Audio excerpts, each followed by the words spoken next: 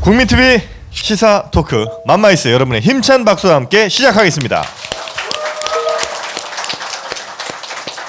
네, 반갑습니다. 저는 정영진이고요. 네, 저는 최욱이고요. 안녕하세요, 김용민입니다. 반갑습니다. 네, 반갑습니다. 네, 고맙습니다. 자, 오늘 국민TV 시사 토크 맘마이스에서는 여러분이 정말 좋아하실 언론인 한 분 모셨습니다. 네, 특히나 우리 김 엄마가 아주 기다렸다고 하더라고요. 저는 사실 우리 오늘 나오실 분이요. 있으시죠?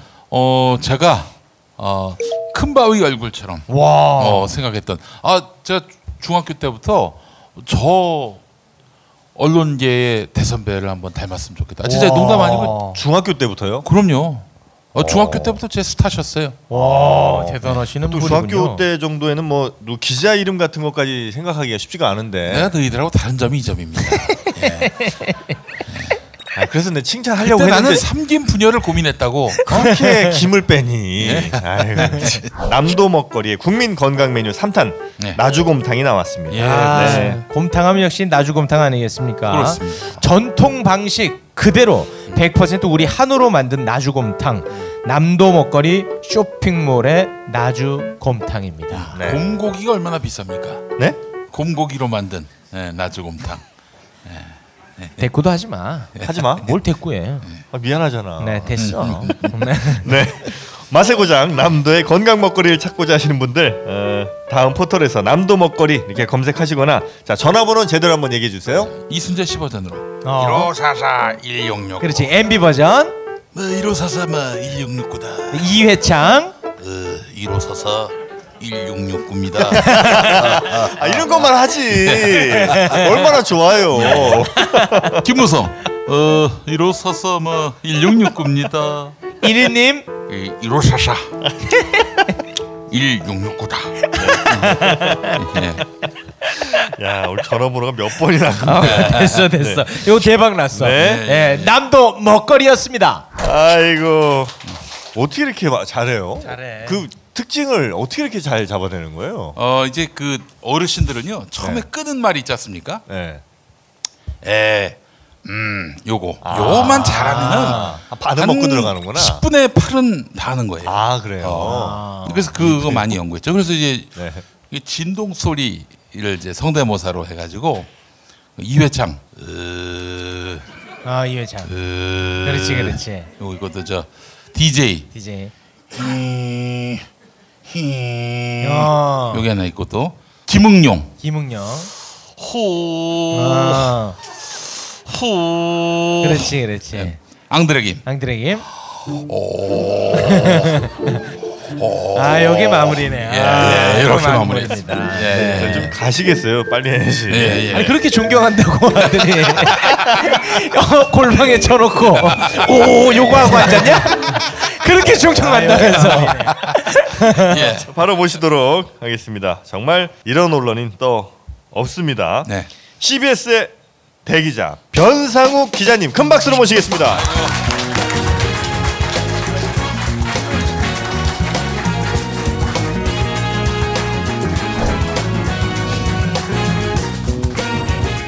우리 사실 언론 그 운동의 그 맏형격 되시고요. 이미 83년부터 CBS에서 전두환 정권과 맞서셨고요. 그렇게 해서 87년 6월 항쟁 때는 아주 뭐 정말 눈썹이 휘날리도록 서울 거리를 다니면서 민주화 운동을 보도하셨던 분이고 또 그 이후에 이제 우리 언론 운동이 노동조합 운동으로 이제 본격적으로 조직화되면서 그 과정에서 큰 역할을 하셨고 오늘의 그 CBS는 좀 그런 생각이 안 드십니까? 다른 방송들은 막 그 이명박 들었었을 때 단체로 그냥 색깔이 바뀌고 노선이 바뀌고 근데 안 바뀐 방송을 따져보면은 우리는 이제 JTBC를 많이 기억하는데 CBS도 한 번도 노선을 틀지 않았습니다. 그 중심에 우리 변상욱 선배님이 계시고요. 개인적으로... 아닙니까? 김용민 선수는 딴 건 다 나쁜데 뻥치는 건 더 나빠. 이 대기자라는 게 이 큰 대자입니까? 큰 대자죠. 큰 대자인데 기다릴 대자겠죠. 그러니까 이제 제가 제일 헷갈릴 때가 이제 헬스클럽 가면은 거기 다 써 있어요. 대기자가 있을 경우에는 런닝머신 20분만 하시오. 가면은 대기자 막 서 있어서 헷갈릴 때가 있는데 그 가끔 궁금해서 물어보시는 분들이 계신데 네. 이제 기자로서 가장 이제 위로 올라가다 보면 보도 편집국장이 끝입니다. 네네네네. 근데 어떻게 하다 보면은 보도 편집국장 위에는 이제 본부장급인데 본부장급까지 가버렸는데 그냥 현장에서 취재 기자로 남아 있고 싶다라고 하면은 기자의 왼 위에 넘어버렸는데 그냥 기자로 가라 그러기는 좀 뭐하고 그래서 이제 대기자자를 붙여서 이제 예우를 하는 거고요.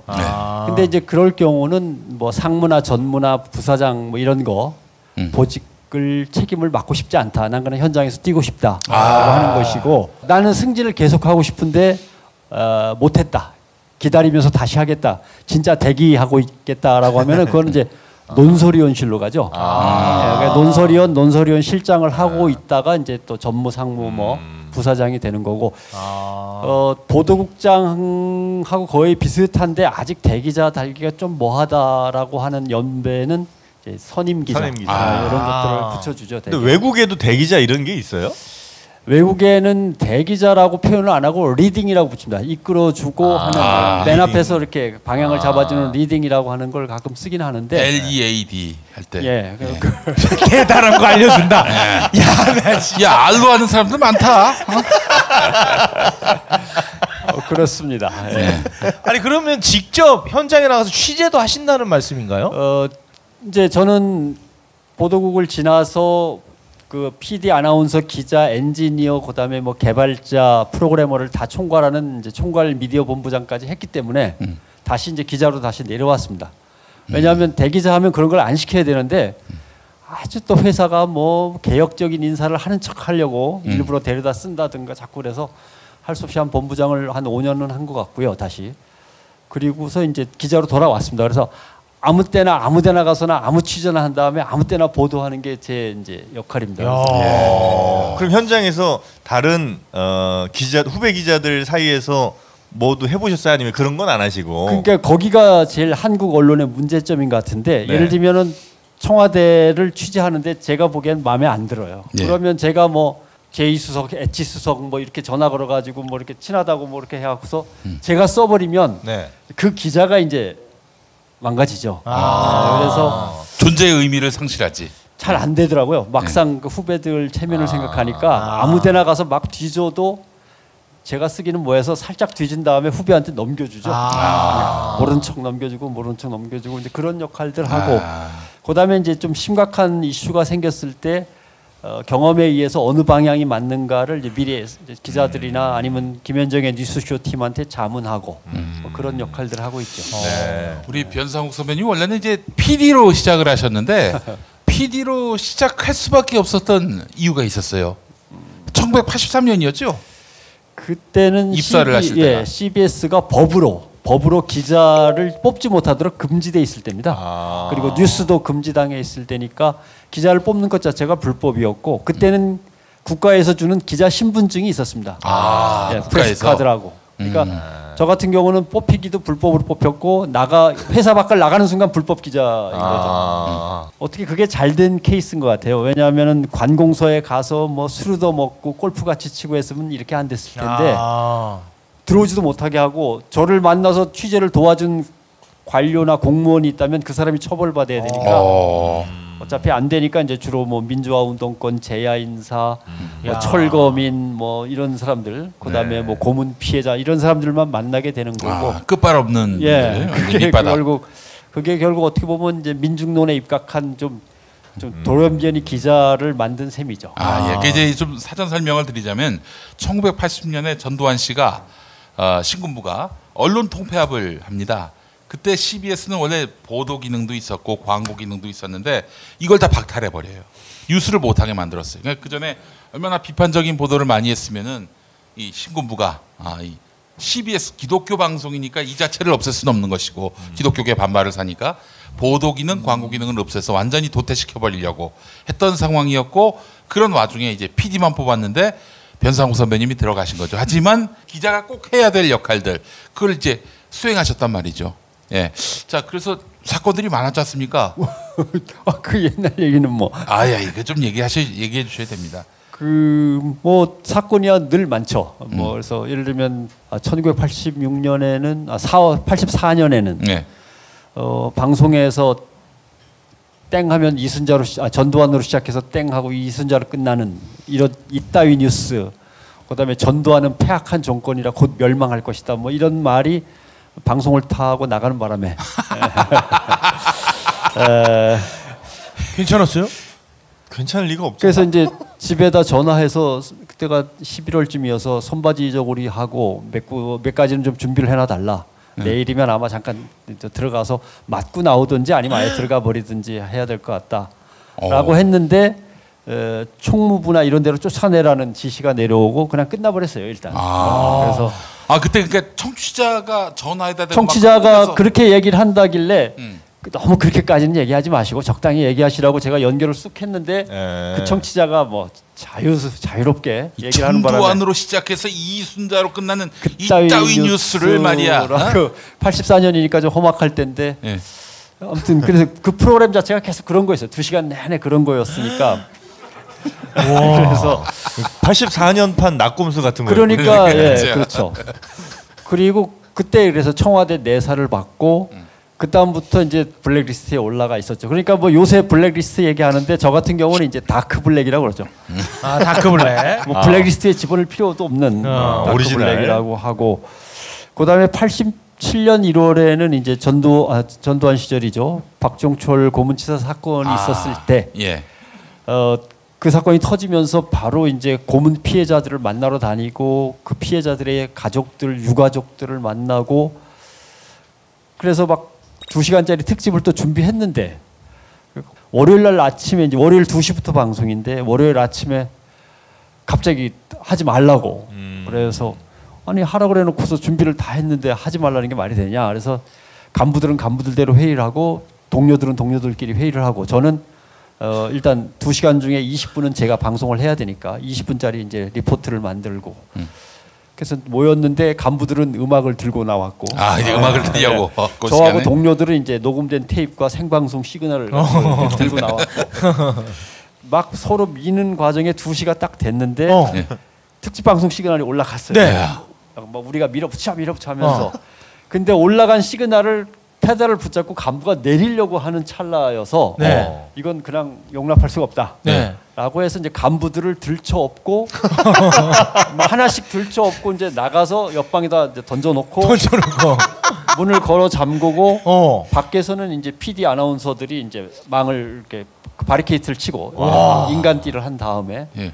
저하고 동료는 이제 안에서 책상 캐비넷 같은 걸로 바리케이트를 또 치고 왜냐면 경찰이 들어올 수도 있어서 그렇죠. 예. 바리케이트를 캐비넷 책상 뭐 이런 걸로 바리케이트를 치고 와. 한 1시간 15분 정도 방송을 했죠. 네. 그러다가 또 사장이 또 나쁜 사람이에요. 예.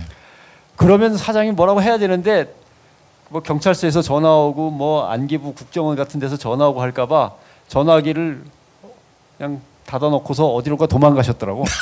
사장이요? 네, 사장이. 좋은 분이죠. 그 한마디로 그래서 해서. 한 1시간 15분쯤 방송이 되니까 슬쩍 나타나셔갖고 그만들 이제 하지. 그러는 바람에 웬만큼 할 거 다 했으니까. 1시간 15분 정도 방송하고 그래서 다시 또 집에 걸어가지고 그때도 추울 때니까 뭐 동료들끼리 앉아가지고 너는 끌려가면 뭐가 제일 무서워? 나는 너무 몸이 말라가지고 뼈밖에 없어서 맞는 게 제일 무서워. 나는 잠 안 재우는 게 제일 무서워. 뼈밖에 안 남아서 맞는 게 제일 무서워. 이렇게 대답한 사람은 나중에 한겨레 신문 사장이 되셨고. 고희범 사장님. 네, 고희범 사장이고. 그다음에 나는 잠 안 재우는 게 제일 두려워하고 늦잠을 늘 자던 사람은 저희 CBS 사장을 잠깐 하셨고요. 한국연 사장. 예. 저는 그때 왜 그랬는지 모르겠는데 안 무서워 그러셨구나. 딴 건 하나도 안 무서워요. 저는 굶기는 게 제일 무서워요. 저는 한 끼라도 굶으면 못 참아요. 막 이러면서 이제 했는데 김용민이 존경할 만하네. 그렇습니다. 내보내라라는 이제 지시가 내려왔고 그래서 이제 완전히 내보내는데 저 사람의 이름과 목소리가 다시 방송에 나온다면 바로 조치하겠다라고 하면서 이제 방송에서 완전히 손을 떼게 하라 그랬는데 그래서 그 다음부터는 제가 기사를 써도 옆에 동료의 이름으로 주로 김성계라는 이름으로 나갔는데 다른 동료의 이름으로 나가죠. 제가 잘못 쓰면 그 친구가 바로 잡혀가는. 그게 더 무섭더라고요. 바로 그래서 뭐 그렇게 뭐 그런 것들. 그다음에 뭐 이한열 씨의 죽음 때는 뭐 하루 종일 뉴스 뭐 이런저런 방송을 내보내야 되는데 장송곡만 내보냈다고 또 징계 뭐 이런 것들이 계속 EBS 안에서 벌어지죠. 대단하다. 예, 그래서 사실 시사 보도는 금지기 때문에 이게 전부 다 나가면 위반입니다. 네, 방송법 위반인데 계속 나가서 그래서 저는 뭐 제일 행복했던 때는 그렇게 말썽 피운 다음에 쫓겨나 가지고 성우실에 근무를 하라 그러더라고요. 기자 떠. 그래서 인생에 제일 행복했던 시간인 것 같아요. 예쁜 여자 성우들과 쎄쎄쎄 뭐 이런 것도 하고 뭐 이게 칼국수도 뭐 끓여 먹고 라면 끓여 먹고 하던 시절. 근데 오히려 거기 가서 이제 발음이나 발성, 리딩, 뭐 연기 이런 것도 배우고. 연기도 하셨어요 그러면? 네. 아니 라디오 드라마를 만들어야 되니까. 드라마에 나오신 건 아니고요. 쪽수가 모자라잖아. 네, 목소리가 모자란단 말이야. 그러니까 행인 1, 행인 2, 행인 3 이렇게 하는 것보다는 잠깐 들어와서 해. 그래서 이제 연기를 배우고 배우다 보니까 맨 처음에 도출이라고 그랬어요. 옆에서 보조 연출. 그다음에 이제 결국은 일일 드라마 연출도 해봤죠. 그 CBS 성우 중에 한석규 씨도 있었어요. 한석규 씨도 있었고, 그 다음에 저 해동검도를 만든 나한일 씨도 있었고, 뭐 많죠. 오래 전에는 전원주 씨도 CBS. 전원주 선생도 있었고. 야 진짜 그 드라마 같은 이야기네요. 정말 대단하십니다. 아니 근데 저는 개인적으로 궁금한 게 아까 이제 김엄마도 말씀하셨지만 CBS 이 기독교 방송 아니겠습니까? 보통 이제 제 그냥 이미지로는 기독교는 보수적이고 그런데 어떻게 이렇게 계속 이렇게 유지해 올 수 있을까요? 사연이 긴데요. CBS가 맨 처음에 미국의 선교 자금을 가지고 만들고 보니까 54년이니까 전쟁 끝나고 완전히 폐허인 거예요. 여기에다 뭐 찬송가를 틀어주는 게 의미가 없어요. 지금 당장 먹을 게 없는데. 그래서 종합 편성으로 가면서 뉴스, 드라마, 영어회화, 시사교양, 클래식 음악, 가요, 팝송 뭐든지 다 할 수 있게. 왜냐하면 그때 KBS는 없었고요. 국영방송이라고 경성방송에서 이어진 국영방송. 그러니까 방송국이 아니고 정확하게 얘기하면 문화체육관광부 안에 방송국 이렇게 돼 있던 거죠. 그래서 방송국이라는 용어가 그때 생긴 겁니다. 방송국 밑에 방송과 이렇게 되고 뭐 이런 식이죠. 그 말하자면은 당시 KBS는 KTV하고 똑같은 거였어요. 그렇죠. KTV 안에 한 부서였던 거죠. 문화체육관광부 소관 산하의 한 국입니다. 조그만 부서. 그러니까 사실은 CBS 하나밖에 없는 셈이에요. 그러다가 미국에서 메카시 선풍이라는 게 불었던 거 기억하실 겁니다. 자기의 정적들을 빨갱이로 몰아갖고 처단하는 이게 한국으로 불어왔을 때 한국 교회 내에서도 반공 보수와 진보 개혁하고 둘로 싸우죠. 그러면서 이제 갈라집니다. 완전히 니들하고는 다시는 상대를 안 하겠다. 그래서 이제 그 보수가 지금 저 따지면은 저 충현교회부터 시작을 해서 뭐 이제 뭐 여의도 순복음교회도 다 그쪽인 거고 예장합동 예장합동 이런 것들. 그다음에 이쪽에는 진보교단, 진보개혁교단들이 남고. 근데 문제는 가운데 있는 CBS를 누가 가져갈 거냐라고 하다 진보개혁교단이 가져가죠. 성향상으로 봐서. 그래서 그 가장 진보 혁신적인 기독교의 산하에서 협력기관이 되다 보니까 그 성향을 계속 유지를 한 거죠. 특히 그러다가 이제 그 지금 말씀하신 때가 1959년인데 그렇게 진보 개혁적 교단들에게 CBS가 좀 더 기울어지면서 1960년 그 4.19 혁명 당시에는 CBS가 그 막 경찰이 총을 쏘고 그래서 시위대를 향해서 그걸 생중계했었어요. CBS가. 그리고 3.15 부정선거 당시에는 성우들이 그 부정 개표 현장에 들어가서 취재하고. 성우들이요? 성우들. 왜냐하면 방송사에서 기자가 생긴 거는 1970년부터입니다. 그 전에는 방송사에 기자가 없었어요. PD와 아나운서와 극회원, 그러니까 성우들이죠. 극회 회원들이라고 하는 이제 성우들 이렇게만 있었던 거, 그 사람들이 방송을 했던 건데 3.15 부정선거가 막 벌어지니까 저희 CBS에서는 총무부서 직원과 성우들까지 다 동원해서 개표소에 다 들어가라 그런 거죠. 개표소에서 들어가서 이제 공무원들이 감시하는 가운데 예를 들면은 이제 뭐 숟가락 뚜껑 그 종이에다가 개표 숫자를 적어갖고 몰래 화장실에 가는 척하면서 빼돌린다든가. 그러니까 사실은 정부가 발표하는 거는 여당이 이겼다고 나중에 나오는데 CBS가 발표하는 건 야당이 이겼다고 계속 나오니까 그런 차이가 있어서 국민들이 나름대로 성원을 해주셨고, 근데 바로 또 4.19가 벌어지니까 중계를 안 할 수가 없어서 또 성우와 뭐 총무부 직원까지 다 동원해가지고 건물 옥상 같은 데 올라가서 이제 사람들이 어디로 행진하는지 어떻게 최루탄이나 총탄을 맞고 쓰러지는지를 또 중계를 했고 그런 역사 속에서 지금까지 전통이 이어지는 거죠. 그러니까 험악한 그 당시 뭐 정권이나 이런 거 생각해 보면 충분히 12번도 더 없어졌을 수도 있는데. 근데 당시에는 그 CBS가 이게 종교라는 어떤 그 약간의 그 보호막이 좀 있었고. 종교라는 보호막인데 뒤에 미국 교회들이 또 있으니까. 미국 교회가 있으니까. 거기다가 독일 교회가 또 있고 뭐 이렇게 복잡하게 전 세계 교회하고 얽혀 있는 거여서 그러니까 한 칼에 자르기가 좀 어려웠죠. 그리고 또 당시에는 그 신문이 그 메인 미디어였고 라디오나 이런 방송도 TV는 없었고요. 이 방송은 거의 그 오늘의 팟캐스트처럼 취급받던 그런 때였어요. 그래서 사실은 그런 방송에 대해서 감시 감독이 좀 적었던 면도 있었는데 여간 뭐 하여간 CBS가 그래서 한국 그 현대 민주주의 역사에 굉장히 중대한 역할을 했다라고 볼 수 있는 것이고 그 전통이 오늘까지 이어져 온 거죠. 대단한 방송국이네요. CBS 대단하죠.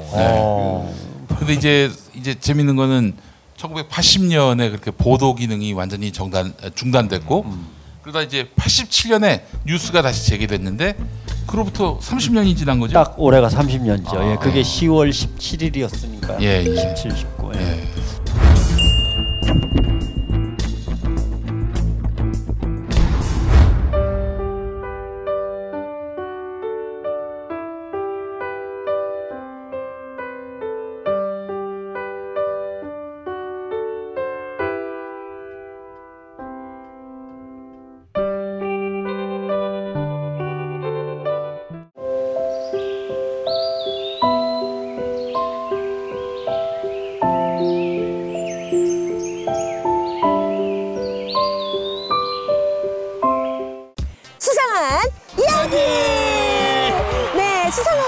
드디어 시청자 여러분들 옆으로 다가갑니다. 2017년 12월 2일, 16일 바로 이곳 수원에서 초특급 게스트와 함께합니다. 여러분 누군지 궁금하지 않으십니까? 수상한 콘서트. 수상한 콘서트 2017년 12월 여러분 기대 많이 해주세요.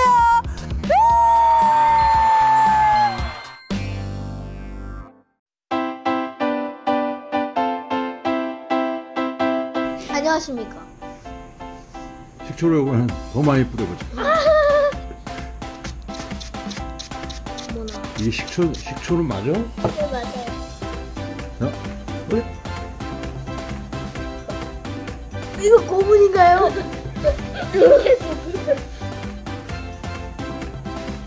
차라리 사약을 맛있겠어요. 맞아요. 휴지 냄비에다가 식혀놨는데. 새 휴지니까 이제 다시 빨리 냄새 맡아봐. 지금 이거요? 응?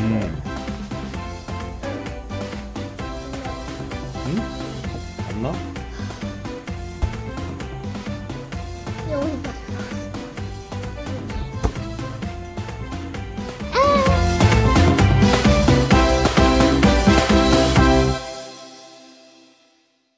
이거 먹고 제가 한번 볼일 봐가지고 바나나 나오는 바람에 원숭이들이 들끓어가지고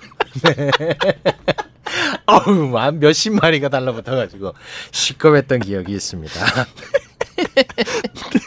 아침마다 원숭이를 불러 모으는 미궁 대장사랑이었습니다. 미궁 대장사랑 장실 굿모닝 화장실 바나 굿모닝 바나나. 미궁 대장사랑 혈중 콜레스테롤 개선과 배변 활동 원활에 도움을 줄 수 있는 건강기능식품 광고입니다. 이건 제가 써보니까 효과가 있는 것 같아요.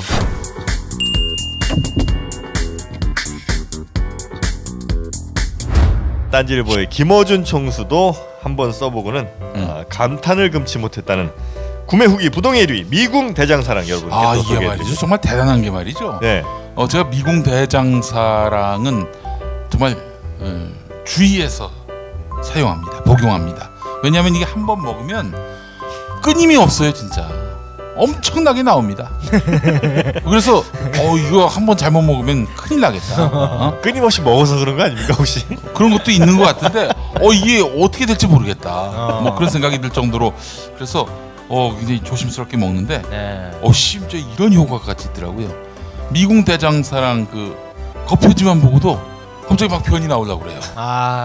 또 사람들 또 실망한다 또. 왜 실망해? 이건 전화번호 없어? 없어? 미궁 대장사랑이나 여러 번 얘기하세요. 네. 이 검색창에 미궁 대장사랑이라고. 진짜 잘해. 이회창이 대통령 됐어야 돼. 그럼 먹고 살만했을 텐데. 검색창에 미궁 대장사랑 입력해 주시기 바라겠습니다. 좋아. 또 하나만 더 할까요? 예? DJ? 존경하고 사랑하는 국민 여러분, 미궁 대장사랑이다. JP? 미궁 대장사랑이요.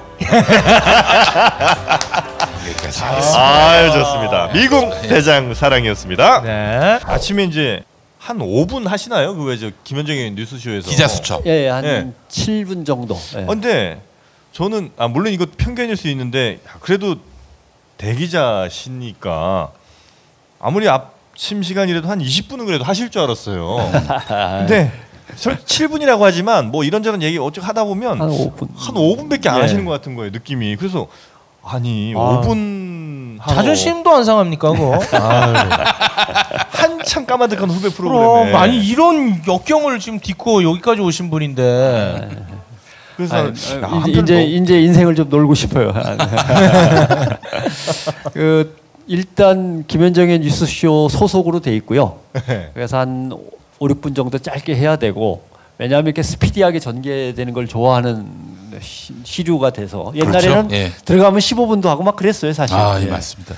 그리고 이제 김현정 앵커를 어떻게든 쉬게 해줘야 되기 때문에 토요일 날 김현정의 뉴스쇼 시간은 제가 맡습니다. 한 1시간 40분 동안 편하게 인터뷰하는 이야기쇼 시간으로 그건 제가 맡아서 김현정 앵커를 좀 쉬게 해주고 그렇게 그러면서 봉급을 타죠.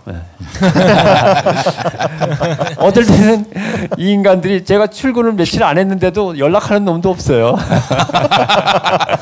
약간 리암 니슨을 조금 닮으신 것 같은 느낌도 살짝 있어요. 요새는 매즈 미켈슨하고 리암 니슨 들으시는군요 이거. 아니 사람들이 사진을 보내던데요. 비교해 보라고.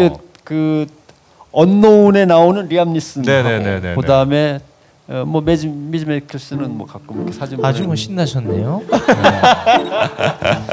저기 변상욱 선배님 그 87년 대선 당시에 12월 때 대선 이야기도 굉장히 재밌더라고요. 그야말로 굉장히 재밌는 일들이 많이 있었던 재밌는 일 많았죠. 뭐 그때 이제 노태우가 될 때 아닙니까? 지금도 풀리지 않는 수수께끼들이 많아요.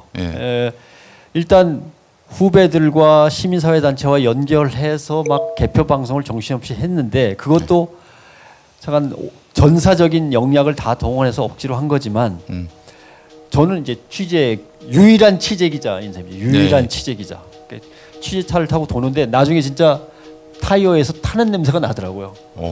왜냐하면 전화 오면은 막 또 그리로 뛰었다가 전화 오면 그리 뛰었다는데 왜 투표 용지가 이렇게 여러 장이 접혀서 한꺼번에 이렇게 투표하면서 이렇게 나오는지 뭐 이런 거. 그다음에 그 여러 번 점검을 했다 그러는데 갑자기 정전이 됩니다. 탁. 근데 꼭 정전되는 그 시간이 왜 개표소에 투표함이 도착할 때 꼭 이렇게 정전이 되는지 막 그런 일들이 막 비일비재하니까 그런 데를 막 다 쫓아다니다 보니까 나중에 탈진했는데 저만 탈진한 게 아니라 자동차도 막 가해 뭐 거품이 부글부글 나고 막 그럴 정도로 아무튼 뭐 그때 선거 현장이라는 게 다 그랬죠. 그런 암울했던 시기가 있었던 것이고요. 그게 그렇게 해서 CBS가 사실은 이제 다시 보도 기능이 부활되면서 당시 AM 라디오로만 방송이 됐었지만은 청취율이 꽤 높았어요. 지금도 높죠. 우리 라디오 중에는 꽤. 라디오 시사 중에서는 이제 오피니언 리더들한테는 높은 편이죠. 그러나 그렇죠. 지방 방송망이 치밀하지 않으니까 MBC나 KBS처럼 전체적으로 뭐 청취율을 따지면 좀 낮게 나옵니다만은 오피니언 리더들은 그래도 많이 들으시는 거고. 그리고 CBS의 그런 전통을 이어가기 위해서 부랴부랴 87년 민주화가 되자마자 준비를 해서 노조부터 만들어야겠다라고 이제 시작을 했고, 저희가 조금 늦어갖고 한국일보가 먼저 만들었습니다만은, 그래서 노조도 만들고, 제가 노조위원장 할 때 나이가 33살이군요. 33살. 33살의 노조위원장이었던 것 같아요. 그래요? 33살. 그러다가 또 한 번 더 하고 한 번 더 하다 보니까 뭐 비상대책위원장 2번, 정규 노조위원장 임기에 한 번 해서 노조위원장을 3번 했고, 그다음에 이제 권영길 의원이죠. 그때는 서울신문 부국장이었으니까 권영길 선배가 이제 언론노련위원장을 할 때 그 밑에서 법무국장, 이제 훈련국장, 감사 이런 걸 이제 하고 언론노조 생활을 갖다 계속 또 하고, 뭐 그다음에 기자협회에서 이제 같이 기자 자정운동, 촌지 거부운동, 공짜여행 거부운동 이런 것들을 이제 묶어서 노조와 기자협회가 같이 그런 것들 하고 그런 세월이었죠. 그런 언론노조 운동을 이제 막 90년대 초반부터 정말 뭐 전사적으로, 그러니까 CBS 안에서만 국한돼서 하신 게 아니라 거의 모든 언론사의 언론노조 운동을 막 북돋고 또 새로운 모범을 만들어 내셨는데 어떻습니까? 그때 이제 노조 활동을 열심히 하던 분들이 나중에 가서 언론 노동자들을 탄압하는 그런 위치에 서신 분들도 많이 보시잖아요. 많이 있죠. 사실은 제가 소개할 때 그럼 고참이시겠네요라고 요새 누가 자꾸 물어요. 머리가 좀 희끗희끗하니까. MBC의 김장겸 전 사장은 나갔으니까. 전 사장. 전 사장은 6년 후배든가요? 그런 것 같고, 5, 6년 후배인 것 같고. 고대영 사장도 저보다 후배입니다. 한 2, 3년 후배입니다. KBS, MBC 말썽꾸러기 사장들이 저보다 후배입니다. 그러면 이제 사람들이 대충 알아듣긴 하던데, 김재철도 다 노조랍시고 이제 있었던 친구고, 뭐 김장겸도 다 그렇고 뭐 다 그렇죠. 그 다음에 이제 대표적인 그 MB 밑에서 쓸데없이 왔다 갔다 하면서 하던 저 김효재 조선일보 이 사람도 노조위원장 출신이에요. 다.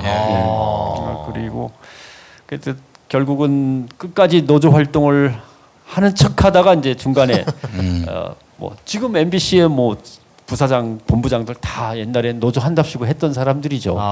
근데 이제 다 변질이라고 하면 뭐 하지만 아무튼 뭐 출세 가도를 달렸죠. 오늘 말씀하신 대로 김장겸 전 사장이 이제 쫓겨났는데 애도의 뜻을 표하는 바입니다. 이제 사실 우리 변상욱 선배님은 이 90년대, 80년대부터 이 권위주의 정권이 어떻게 언론을 장악하려 했고 또 계속 통제하려 했는지를 현장에서 직접 보고 느끼셨고 책으로도 내셨어요. 어떻습니까? 온갖 형태의 그 언론 장악을 보셨는데 이명박근혜 9년의 그 언론 장악은 어떻게 판단? 그러니까 방법들이 많이 좀 달라졌지. 예전엔 정말 포갑적으로 아주 직접적이고 언론인 잡아다 그렇죠. 고문하고 뭐 그렇게 했다면 설명하면 좀 긴데 방송의 규범과 통제 시스템은 이제 대개 3가지로 나눕니다. 하나는 아메리카노 스타일이라고 해서 영국 미국식이에요. 이거는 정치 권력은 여기 있고 언론은 뚝 떨어져 갖고 완전히 자유로워야 되는 거예요. 누구도 언론을 간섭해서는 안 되는. 그 언론이 알아서 자율적으로 하도록. 그러니까 JTBC 같은 경우가 전형적인 아메리칸 스타일을 이제 따라가고 있는 거고, 그러니까 스스로 규범을 정해가지고 객관성과 균형성을 맞추려고 열심히 최선을 다할 거라고 믿고 언론을 완전히 자유롭게 아예 헌법에 보장돼 있는 거죠. 그래서 이게 아메리칸 스타일이고, 그 다음에 이제 에스프레소 스타일이 있어요. 이거는 지중해 스타일이라고 하는 건데 스페인하고 이탈리아 스타일입니다. 이거는 언론사가 있으면 언론사는 객관성이 필요 없어요. 노동자 쪽에 서 있는 신문은 노동자 입장만 죽어라고 얘기하면 돼요. 그다음에 농민을 대변하는 신문은 농민 입장을 강하게 얘기하면 돼요. 그다음에 공산당 신문은 공산당 입장만, 그다음에 기동민주당은 기동민주당 입장만 강하게. 자본주의 재벌들을 위한 신문은 그냥 전경련 신문으로서 자기 할 일을 다 하면 돼요. 각자 객관성을 철저히 지키라고 욕을 하잖아요. 그러면 막 난리죠. 그러나 어릴 때부터 그걸 학교에서 계속 언론 교육을 받아온 시민들은 이 신문은 뻔하나 반 절반쯤은 노동자 편이야. 뭐 이 신문은 재벌 편이야. 다 알기 때문에 그 안에서 스스로 균형을 잡아가는 거죠. 그러니까 순전히 편파적인 언론들만 있는데 국가 전체적으로는 균형이 맞는 거예요. 예, 이걸 지중해 스타일 또 그냥 약칭의 에스프레소 스타일. 에스프레소. 카푸치노 스타일도 있어요. 카푸치노. 뭡니까? 재밌네요. 네. 이거는 이제 독일, 프랑스 이렇게 유럽의 서북쪽 스타일인데 여론을 장악하게 되는 언론은 대단히 중요한 민주주의의 한 축이라고 보는 거죠. 그래서 국가 관리 시스템 안으로 들어와 있어야 돼요. 아메리카처럼 밖에 나가서 네 맘대로 책임지고 해가 아니라 국가 안으로 들어와라고 해서 방송 같으면 그 위에 방송위원회를 두고 방송심의위원회를 둬요. 지역에 있는 방송들을 위해서 지역방송위원회를 또 두고 민영방송들을 통제하고 감시하고 감독하는 민영방송위원국을 따로 둬요. 네. 이런 식으로 해가지고 국가의 시스템으로 아예 방송을 생각하는데 다만 정권에 속한 게 아니라 시민사회단체와 정치권과 각종 농민이면 농민, 예를 들면 노동자면 노동자, 각 사회 세력들이 함께 그걸 감독할 수 있도록 위원회를 구성해주는 공적 책임과 공적 감독을 철저히 하는 그런 시스템이죠. 그러니까 우리나라는 어떠냐 그러면 우리나라는 무슨 시스템이에요? 우리나라는 머리통에 든 거는 아메리칸 시스템이에요. 아메리칸. 왜냐하면 미 군정 때부터 시작을 했으니까 언론은 자유로워야 돼. 정치적 중립이어야 돼. 권력에 예속돼서는 안 돼. 머릿속에는 다 그렇게 배웠어요. 몸은 그럼 어디냐면 몸은 완전히 공산주의 권위주의 스타일이에요. 박정희한테 두들겨 맞았어. 전두환한테 두들겨 맞았어. 계속 거기다가 나중에는 이명박 박근혜한테 블랙리스트로 감시당해. 이래가지고 몸은 이미 권위주의 스타일, 통제 스타일에 딱 이렇게 젖어 있고. 젖어 있죠. 근데 제도는 또 유럽에서 카푸치노 스타일이에요. 카푸치노. 방송위원회가 있고 방송심의위원회가 그러니까 셋 사이에서 헷갈리는 거예요. 그러니까 막 뒤죽박죽이죠. 그래서 생기는 사고가 무슨 사고냐면은 모 앵커 같은 경우 KBS 모 앵커 같은 경우 오전에 틀림없이 앵커 회의를 하고 했는데 점심 먹고 나니까 청와대 대변인으로 민경욱입니다. 요거 민경욱이에요. 네. 또 어떤 여자 모 앵커 같은 경우는 앵커였는데 조금 있다가 청와대 대변인으로 갔어요. 외신 담당 대변인. 그거 끝나니까 갑자기 기업체 전문님으로 갔다가 김은혜입니다. 다시 이제 또 앵커를 또 맡아요. 요거 김은혜요. 네. 이게 비일비재. 그러다가 상무쯤 하다가 그만두고 캠프로 들어갔어요. 캠프로 들어가서 어쩌고 저쩌고 하더니 방송사 사장으로 막 날아가는 이게 이제 한국 스타일이죠. 왜냐하면은 언론은 공적으로 사회에 국민에게 책임을 이런 식으로 져야 된다라는 게 제도상으로는 있는데 몸으로는 익혀본 적도 없고 그리고 남들이 자꾸 뭐라 그러면 대갈통에 있던 걸 꺼내죠. 언론은 자유로워야 돼. 맞아. 아무도 언론을 간섭하면 안 돼. 맞아. 이렇게 이제 그걸 또 꺼내 쓰고. 그게 이제 요새 이제 고대영 씨가 하는 거죠. 방송법 하는 거 봐서 내가 결정할 거야. 이런 도둑질하다 잡혔는데 형사소송법 개정되는 거 보고 내가 자수할게. 이런 거나 마찬가지인 거죠. 기자님 방금 말씀하셨으니까 그 방송법 개정, 방송법 지금 어떤 건지 잘 모르시는 분들이 많거든요, 사실. 그래요? 네.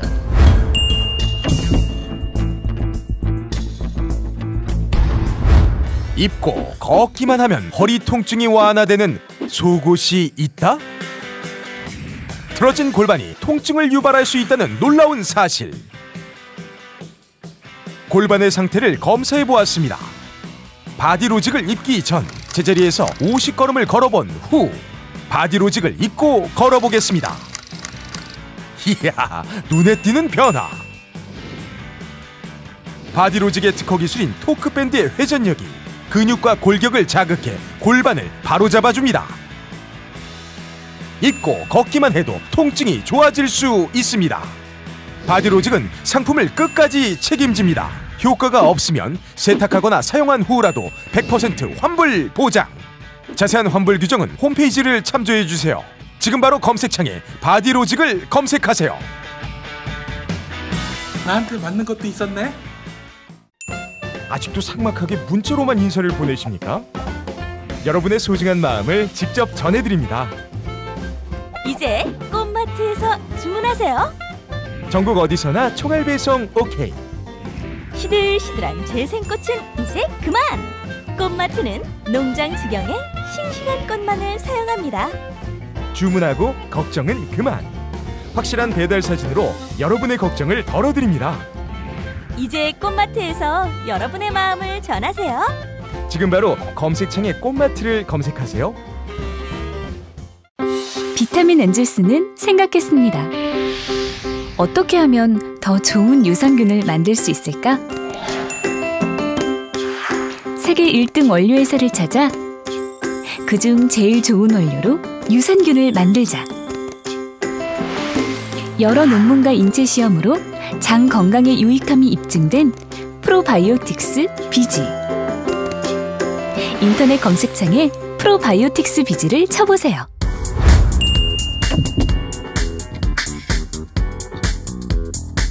골반이 바로 서야 건강도 아름다움도 바로 서죠. 예, 골반이 삐딱하면 허리 통증, 네. 골반 통증, 뭐 어깨, 머리 쭉 다 올라가는 거거든요. 네. 이거를 이제 입기만 하면 바로 잡아준다는 겁니다. 네. 바로 바디 로직입니다. 김용민 브리핑 광고 주기도 해요. 그래서 우리 사장님이 저희 집에 보내주셨거든요. 아내가 입었는데 부작용이 있습니다. 골반이 허리로 올라왔어요. 너무 올려주다 보니까. 사람들 또 실망하네. 전화번호 없어 이거는? 있어. 자, 전화번호. 자, 이게 제일 나아요. 제일 나. 네. 이것만 해. 머리 안 써도 되잖아. 왜 서로 힘들게 그래? 자, 안녕하세요. 홍준표가 나왔어요. 031-345-4550 이건 실패인가? 뭐 나름 괜찮았어요. 네. 이회창 버전이 가장 좀 효과 최고예요. 네. 존경하고 사랑하는 국민 여러분, 031-345-4550 031-345-4550이다. 바디로직 때문에 행복했어. 네, 바디 로직이었습니다. 방송법 개정, 방송법 지금 뭐 어떤 건지 잘 모르시는 분들이 많거든요, 사실. 방송을 누구의 감독하에 둘 거냐라고 하는 문제잖아요. 예. 그러면 시민사회, 국민 전체가 감독할 수 있도록 해야 된다. 그러면 여당 대표, 야당 대표, 농민 대표, 수협 대표, 뭐 농협 대표가 들어가든 어떤 방법으로든 시민사회단체 대표, 그다음에 중소기업, 그다음에 노동조합들, 뭐 다 이런 대표들이 골고루 해서 한 40명, 50명씩 들어가야만 국민 전체가 감시하는 거죠. 근데 지금 방송법의 쟁점은 뭐냐면 여당이 6명, 야당이 3명 갖고는 안 되지 않아? 이걸 갖다가 이사회를 말씀하시는 거죠? 네. 이사회를 조정해 가지고 여당이 너무 많이 갖고 있으니까 여당이 좀 줄이고 야당이 좀 올라가. 정치인들끼리 여야로 나뉘어서 누가 몇 %를 갖고 하는 게 더 적절할 거냐를 가지고 논란이 계속 거듭되고 있는 거죠. 예, 결국 여야 정치 세력 간에 어떻게 할 거야만 갖고 싸우는 거죠. 이건 근본적으로 잘못되어 있다고 보고요. 제 개인적인 의견이긴 합니다만은 KBS가 지금 정확하게 제가 숫자를 모릅니다만 한 4,700 직원이 그 중에서 2직급 이상의 초급 간부가 아닌 초급 위에 중간 그 간부 상위 간부가 2,800, 2,700에서 2,800. 너무 많다. 옛날에 직원이 4,600일 때 2,760인가 그랬으니까 지금 4,700 됐다면 이것도 한 2,700, 800 됐을 너무 거예요. 많아. 옛날에요. KBS 사람들이 틀리다고 할 줄은 모르겠지만 KBS 드라마를 하나 이렇게 만드는데 결제를 해야 될 거 아니에요. 몇십억 원씩 쓰는 거니까. 결제 도장을 세보니까 36개더라는 거예요. 그 줄이라 그랬는데 줄였는데도 보니까 틀림없이 한 7, 8개면 됩니다라고 했는데 나중에 다시 세보니까 10몇 개더라는 거예요. 문제야. 저 KBS를 그대로 둘 거냐 하는 문제도 방송법에 전혀 논의가 없어요. 이야기를 해본 적도 없는 거죠. 방만한 KBS를 어떻게 할 거냐라고. KBS 그 총국도 사실 이제 의미 없는 거 아닙니까? 점점 의미가 없어지죠. 그래서 실제로 총국이 제일 많은 도가 어디인지 모르시죠? KBS, MBC 합쳐가지고 방송국이 제일 많은 동네 강원도예요. 강원도. 인구가 제일 작은데 방송국이 제일 많아요. 왜냐하면은 산이 가로막혀서 안 들리거든.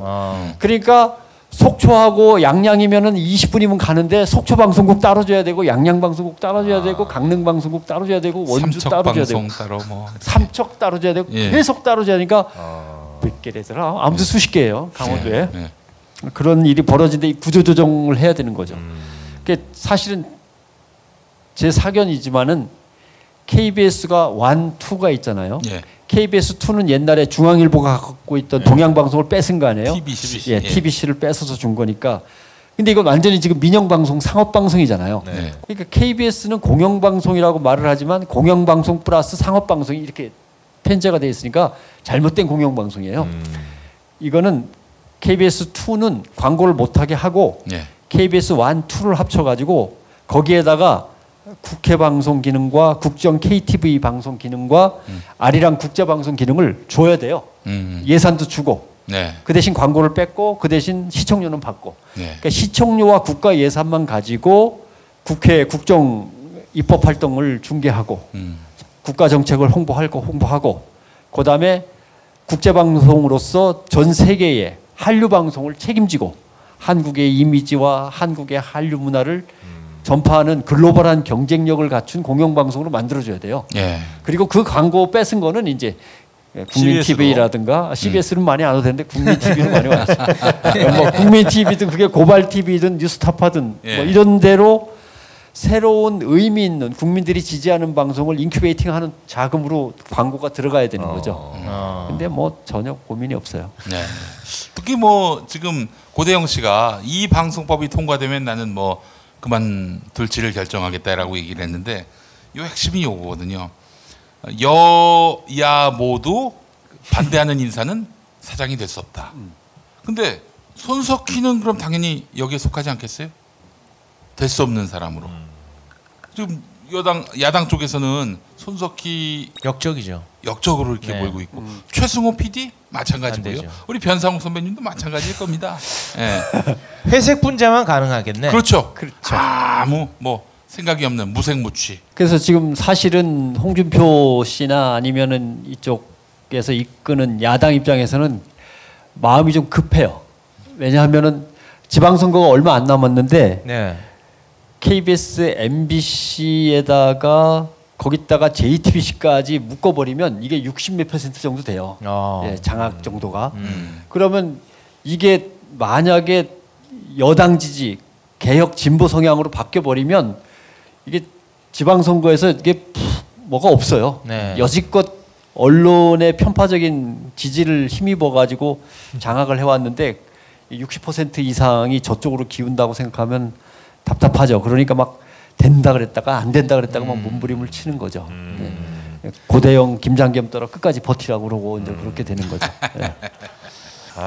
지방선거에도 버텨가지고 거기서 뭔가 조금 나와야 다시 보수 결집의 바람을 불러 일으켜갖고 총선거로 넘어갈 수가 있는데 지금 동력이 딸리는 거죠.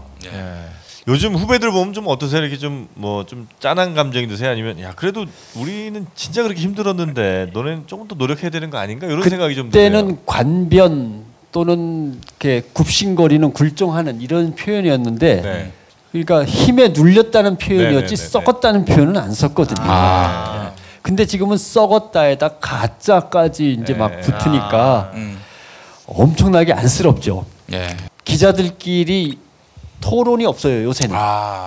왜냐하면 옛날에는 기사가 하나 나가고 나면 선배들이 기다리고 있다가 멋있더라 후배한테 얘기도 하고 또는 야 그거는 좀 우리 회사의 그동안의 노선하고 틀리지 않냐, 또 뭐뭐는 좀 불안하지 않냐고 확인 제대로 한 거냐 이렇게 얘기를 한단 말이죠. 근데 개인적으로 불러서 하면 좀 간섭이 되니까 부장이 있는 데서 한단 말이죠. 그러면 부장도 같이 토의도 하고 그러는 건데, 그러면 퇴근 시간이 몇 시냐면은 9시 40분이에요. 정확하게. 왜냐하면 KBS, MBC 9시 뉴스에 뭐가 나오는지 다 보고 저녁 때 나간 우리 뉴스와 비교해서 토론하고 다 한 다음에 스포츠 뉴스 시작하는 거 보고 이제 퇴근이란 말이죠.